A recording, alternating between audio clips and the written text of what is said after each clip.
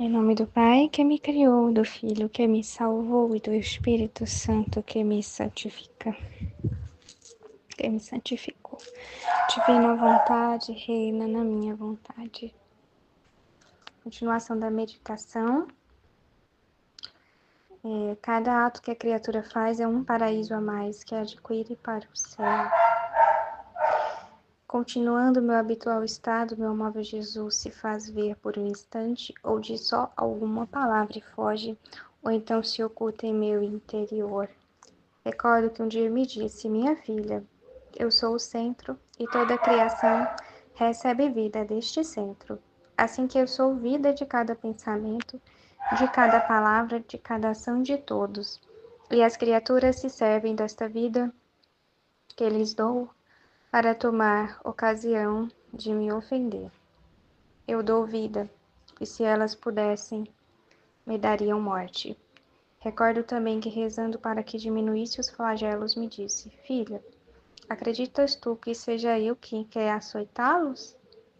Ah, não. Mas é tanto o amor que toda a minha vida a confortei em refazer o que o homem estava obrigado a fazer diante da majestade suprema. E como meus atos eram divinos, multipliquei-os em tantos para refazer por todos e por cada um, em modo de encher céu e terra e deixá-los em defesa do homem, para fazer que a justiça não pudesse golpeá-lo.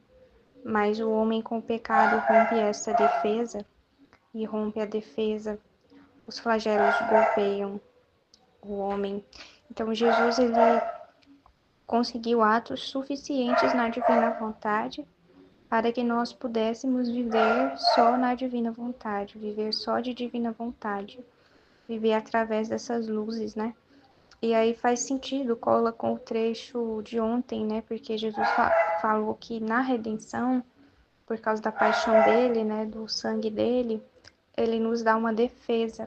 Então, quando ele vem formar a morada dele em nós, né, que ele estava fazendo essa analogia, então ele constrói essa casa e o revestimento da casa, a pintura da casa, são esses méritos da paixão, né, o próprio sangue dele derramado por nós que faz com que se construa esse revestimento que fortalece essa defesa, né, que a casa obtém, porque se a casa ela não tem um revestimento, no caso fica só o tijolo ali, né, mostrando o tijolo, né, sem nada que possa cobrir, que possa defender, né, aquela parede da chuva, da neve, como ele fala. Então, vai acontecer que aquela casa, aos poucos, o próprio cimento, o próprio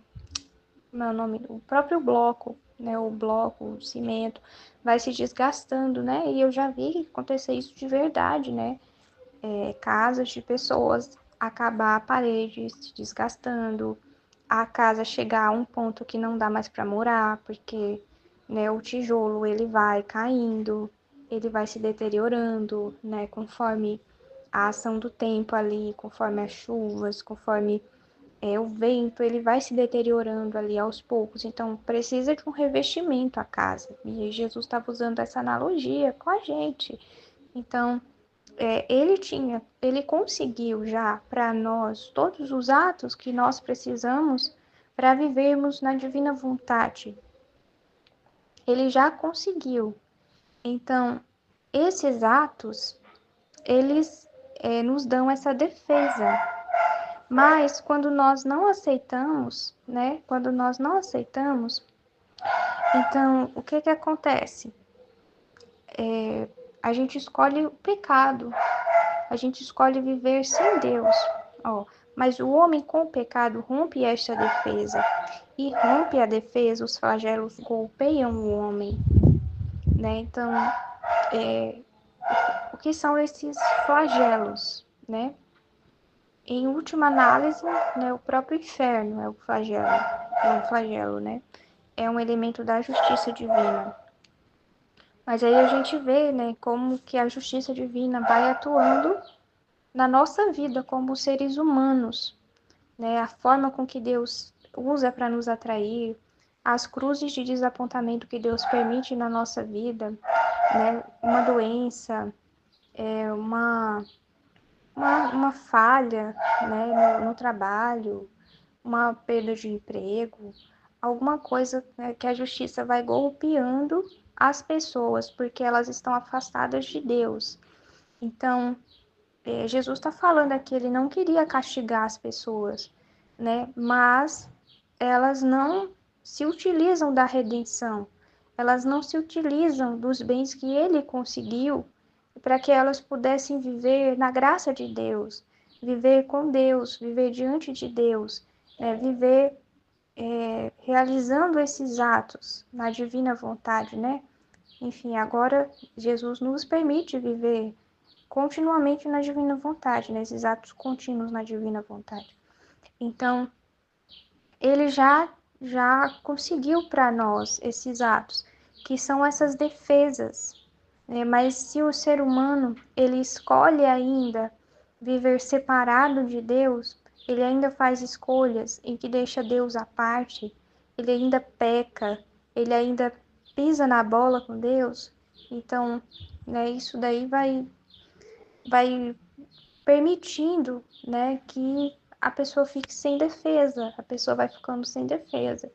Então, a justiça permite os flagelos, permite, né, que se chegue na vida, né, da pessoa esses tipos de desapontamento, esse tipo de coisa, né? Então, quando a gente olha com os olhos da divina vontade, a gente já vê assim de uma forma muito objetiva, né? E chegou um rapaz para falar comigo, pedindo oração, porque ele disse assim que não estava conseguindo dormir direito, que ele tinha caído de moto do nada, assim, sem explicação, não tinha uma explicação natural para aquela queda dele, né? Ele estava andando de moto, né, numa velocidade comum, né, numa estrada comum, e simplesmente ele caiu do nada, caiu. E aí ele veio, né, pedir oração para mim, né, que ele estava achando que tinha alguma influência, né, maligna que estava cercando ele. Aí eu perguntei logo a ele, você está indo à missa? Você está rezando o terço? Aí ele respondeu que estava rezando o terço, mas não disse que estava indo à missa. Aí eu já, né, deduzi que ele não estava em graça de Deus, pois que ele sabe que deve ir à missa todos os domingos, né? Ele sabe, ele tem consciência disso, né? Então ele estava ali falhando com Deus de forma consciente de que estava falhando com Deus. E aí eu disse para ele, ó, você vai procurar o padre, você vai se confessar. É a primeira coisa que você tem que fazer, meu filho, porque sabe? A pior coisa que pode acontecer, né? É isso. Eu não falei isso para ele, mas a pior coisa que pode acontecer com a pessoa é ela não tá em amizade com Deus, ela ser inimiga de Deus, né? Então, procure o padre, se confesse, vá para a missa todos os domingos, fique rezando o terço. É o que você tem que fazer por hora, isso é o básico que você tem que fazer. Pronto, né? Faça isso, faça isso. E aí ele nunca mais, né, falou comigo para dizer como era que estava a situação nem nada, mas enfim, acho que não agravou, senão ele teria me procurado, né, para falar. Mas para dizer assim que na divina vontade a gente olha essa situação e a gente já vê logo ali uma bondade de Deus com aquela pessoa, né? Porque a justiça divina tá permitindo aquela pessoa ter um incômodo tal na vida dela que ela seja obrigada a buscar a Deus, né? Então ela é obrigada a buscar a Deus, ela recebeu aquele flagelo ali, né? Não sei, uma opressão, né? Não sei como é que fala, né? É uma opressão, né? Uma opressão que ela recebeu ali, né? Mas a justiça permitiu, né? Por quê? Porque a pessoa tinha se afastado de Deus. Então ela fica, né, sem essa defesa, né, sem esse revestimento. Então a justiça divina pode atuar sobre a pessoa, né? Então, a gente interpreta dessa forma, né? Mas quem não sabe da justiça divina, como é que a justiça divina atua, como é que Deus atua, coloca tudo na conta do demônio, né? E deixa Deus totalmente de mãos atadas. Enfim. Mas quem pode dizer todas as pequenas coisas que me disse? Esta manhã estava a rezar e lamentava-me com Jesus, que não me ouvia favoravelmente, especialmente porque não terminava de castigar e dizia-lhe: para que rezar se não me queres ouvir favoravelmente? Na verdade, você diz que os males vão piorar. Então ele me disse: minha filha, o bem é sempre bem. Aliás, deve saber que cada oração, cada reparação, cada ato de amor, qualquer coisa santa que a criatura faz, é um paraíso demais que adquire. Assim que o ato mais simples, santo, será um paraíso demais. Um ato de menos, um paraíso de menos. Porque cada bom ato vem de Deus. E, portanto, a alma em cada bom ato toma a Deus. E como Deus contém alegrias infinitas, inumeráveis, eternas, imensas, de tal maneira que os mesmos bem-aventurados por toda a eternidade não chegarão a prová-los todos. Nossa! Então não é de admirar que cada ato bom tomando a Deus, Deus fica como comprometido a substituí-los por outros tantos contentes, né? Então, se a alma sofre também as distrações por meu amor, no céu sua inteligência terá mais luz e agradará tantos paraísos a mais por quantas vezes sacrificou sua inteligência, e tanto mais compreenderá de Deus. Se sofres friezas por meu amor, tantos paraísos gostará, e da variedade dos contentes que há em meu amor se sofre a escuridão. Tantos contentes demais em minha luz inacessível, e assim de todo o resto. Isto é o que significa uma oração demais, ou de menos. Nossa, interessante. Então, essa foi a resposta de Jesus para essa pergunta da Luísa. Para que rezar se não me queres ouvir favoravelmente? Então, Jesus, né, ele fala aqui expressamente que cada oração, cada reparação, cada ato de amor, né, qualquer coisa santa que a criatura faz, né, é um paraíso demais que a criatura vai adquirir ali, né? Nossa, é incrível demais, gente. Incrível demais isso. Então, não tem uma oração, né, verdadeira que fique sem uma resposta, né? E aí, na divina vontade, esses paraísos, né, que nós formamos, eles não são só para nós, né? Assim, tipo, lá no céu que eu vou gozar, né, desses contentes.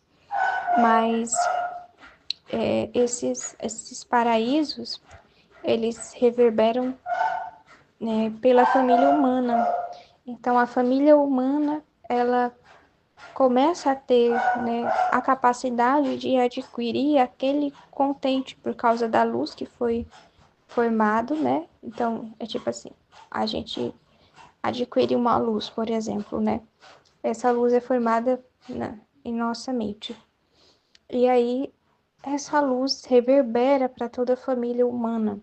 Então, as pessoas são capazes de adquirir aquela luz que nós recebemos também.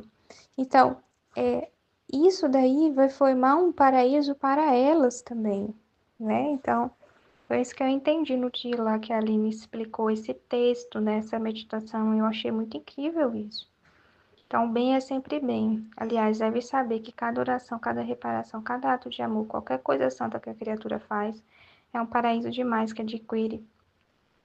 Assim que o ato mais simples santo será um paraíso demais, né? E um ato de menos, um paraíso de menos, né? Então, por outro lado, né, se a pessoa rejeita, né, ela rejeita a luz divina, né? Então, Deus fica dando luzes, né, para a criatura continuamente, né? O Senhor fica dando luzes para que a criatura realize o ato, bom, o ato na divina vontade, né? Então, continuamente Deus fica na nossa mente ali enviando. Então, se a criatura ela escolhe, né, seguir a própria vontade dela, né, ela não se baseia naquilo que Deus colocou de bom para que ela realizasse, então ela forma um paraíso de menos. Então, assim, no mínimo ela forma um paraíso de menos. Mas se a gente for parar para pensar, é como se ela formasse o inferno mesmo, né? Porque as almas que não corresponderam plenamente, elas vão para o purgatório, né? E um purgatório é um lugar de justiça divina também, né? Que em muitos aspectos se assemelha ao inferno, né? Pela dor que causa, pela purgação ali, pelo fogo que há de purgação naquele lugar, né? Então, nossa, é muita coisa, né? É muito importante isso aqui que está sendo dito. Então, Jesus, ele tinha falado acima, né? Que ele já tinha conseguido todos os atos necessários, né? Para que a gente pudesse viver na divina vontade. Mas as criaturas, elas rejeitam esses atos. Então, né? Quando alguém corresponde a esse ato, ela forma um paraíso. Né? Então, qualquer coisa santa que a criatura faz é um paraíso, tá vendo? Então, qualquer coisa santa forma um paraíso. Já quando a criatura não corresponde, né, não forma esse paraíso, um paraíso de menos, né, um paraíso de menos, em última análise, né, isso que acontece. Então, porque cada bom ato vem de Deus, e portanto a alma, em cada bom ato, toma a Deus, ela acolhe a Deus dentro dela. Então, cada bom ato que uma pessoa faz, ela está acolhendo Deus dentro dela. Então, como Deus contém alegrias infinitas, inumeráveis, eternas, imensas, de tal maneira que os mais bem-aventurados por toda a eternidade não chegarão a prová-los todos, então não é de admirar que cada ato bom, tomando a Deus, Deus fica comprometido em substituí-los por outros tantos contentes.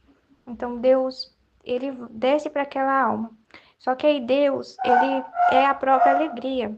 E Deus é uma alegria infinita, né? Deus já contém alegrias inumeráveis e eternas e imensas. Então,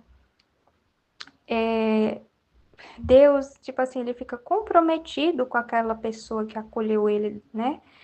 Através daquela inspiração divina, daquela luz, né? Então a criatura toma a Deus, e aí Deus é tudo isso aí que falou, né? Essas alegrias inumeráveis, tudo. Então, Deus se compromete, né? Em, é, em substituir, né? Aquela podridão que tem dentro da pessoa por alegrias eternas. Deus se compromete, né? Porque a pessoa acolheu a luz divina ali na vida dela, então Deus vai e entra, né?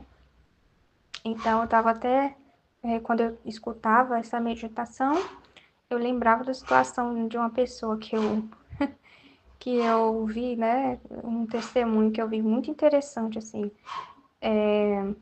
que tipo, aí o cara tava namorando uma menina, e a menina era protestante, ele era católico, mas ele não era da igreja, ele não dava missa, não rezava o terço, enfim, estava no pecado. E aí, ele, tipo assim, acolheu uma luz divina na cabeça dele, né, que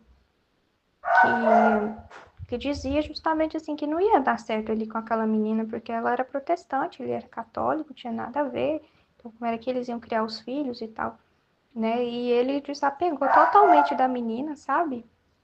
Por causa dessa luz que apareceu na cabeça dele, né? E, e ele terminou com a menina, né? Tipo assim, ele. Ai, meu Deus, tem uma palavra que usa, né? Eu esqueci a palavra, mas tipo assim, ele se submeteu, né, a essa atitude, né, dolorosa para ele, né? Ele gostava da menina, claro. Mas aí ele foi e terminou com a menina por causa dessa luz divina, né? Por causa dessa luz que veio para ele. Então veja isso. Aí, gente, vocês verem como que é verdade esse texto aqui, o que esse texto está dizendo é verdade, né? Porque diz que Deus vai para a criatura, né? Então Deus, né? Olha aqui, ó, em cada ato bom, a criatura toma a Deus, né? Então Deus vai até aquela criatura, né? E forma uma vida divina dentro dela. Aí pra você ver como é verdade. Aí o menino, assim, poucas semanas depois, se converteu. Foi para um retiro e se converteu. Se converteu até hoje, gente. Sabe? De verdade, né? E, tipo, ele diz até, assim, até que depois que tomou essa atitude, né? Ele parou, assim, de cometer os pecados que ele cometia antes. Parou, sabe? Tipo, foi um balde de água, assim, né? Que Deus derramou sobre ele.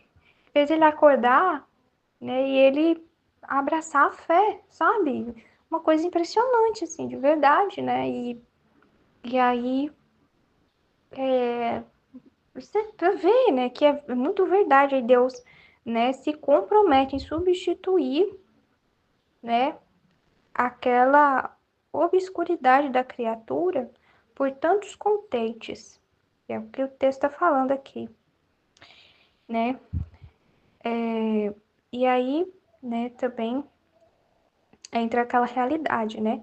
Que tudo que a gente sofre, né, tudo que a gente sofre, no céu, né, Deus vai converter em luz. Então, né, mesmo se a gente não vê aqui, né,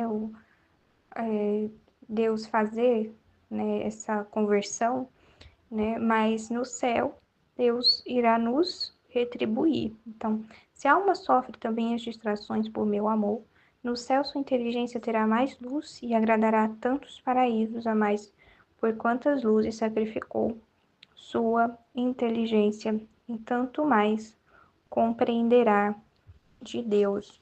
Então,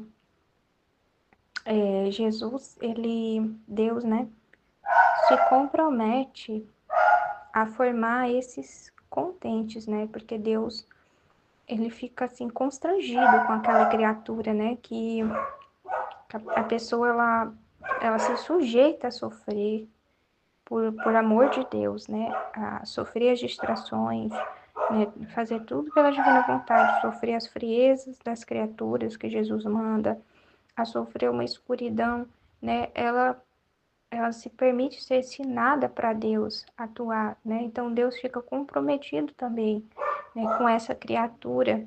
Então ele mesmo, né, que promete que tudo isso que a criatura está passando na terra por amor a ele vai converter em contentes também, né? Então, né, porque alguém, né, pode se perguntar, mas por que que eu tô em graça de Deus? Eu, né, tô fazendo tudo certinho, mas eu tô com essa tristeza, eu tô passando por essa dificuldade na minha casa, eu tenho um parente desconvertido, eu tô com uma situação financeira, né, horrível.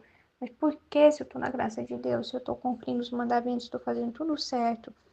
Então, e aí Jesus está falando aqui, né, que isso, essas cruzes, né, que ele nos envia para que a gente possa sofrer por amor a ele, né, porque a gente olha para a cruz de Jesus, a gente vê o sofrimento de Jesus, a gente viu que ele sofreu, então quem somos nós para não sofrer como ele? Então, por amor, a gente, né, aceita o sofrimento, né? E na divina vontade a gente vê um propósito, até um propósito para aquele sofrimento que a gente está passando, né? Então, o que que isso acontece? Aliás, o que que isso acarreta? É que essa vida divina, né? Esses contentes, Deus não está dando aqui agora para a criatura, porque Ele está guardando para dar para ela no céu.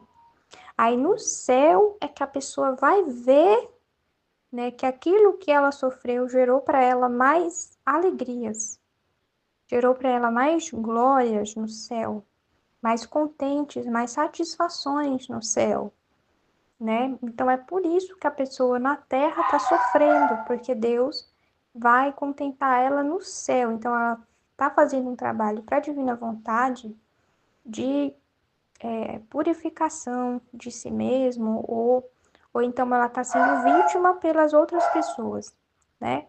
E aí Deus vai e dá a satisfação para ela depois, né? Não dá agora, dá depois para ela, né? Então, isso é muito interessante também. Amém, Fiat. Em nome do Pai, do Filho e do Espírito Santo. Amém.